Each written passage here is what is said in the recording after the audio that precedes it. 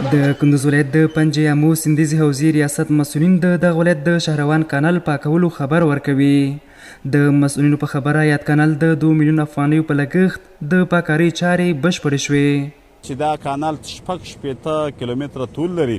او تقریبا 2 لکه جریبه ځمکه خړوبوي د کانال نه په یوه ثانیه کې 15 متره مکعب اوبه په دې کې مرور کوي. د کلبات او امام صاحب ولسوالۍ بزګران چې کروندې د دې کانال له لارې خړوبېږي د یاد کانال په پاکولو خوښي څرګندوي او له اسلامي امارت څخه د دغه ولایت کرنې برخې ته په لا پاملرنې ټینګار کوي. او موږ منندوی ان شاء الله الرحمن هیڅ مشکل په اوبو کې پیدا نشي، زموږ کار به په مخه ولاړ شي.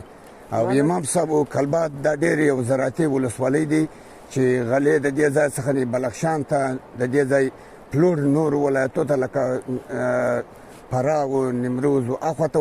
دغه کېږي فاریاب ته انتقالیږي. در امارات اسلامی خواهش از ما تقاضا داریم که قبلا پروژه روان کرده بود و این مکانی که شما میبینین را محکم کاری کردن، یک کار بسیار استنادی انجام دادن و باز هم ما خواهان هستیم که چند متر قبلی که این وجود داره ما امسال گاوین انداختیم و او را از دولت تقاضا داریم که او را دوباره برای ما محکم کاری بکنه و استناد بکنه برای ما بهتر میشه. شهروان کانال د کندوز په کچه یو له سترو کانالونو څخه ګڼل کېږي چې له لارې زرګونه هکتار ځمکه په کلبات او امام صاحب ولسوالیو کې خړوبېږي.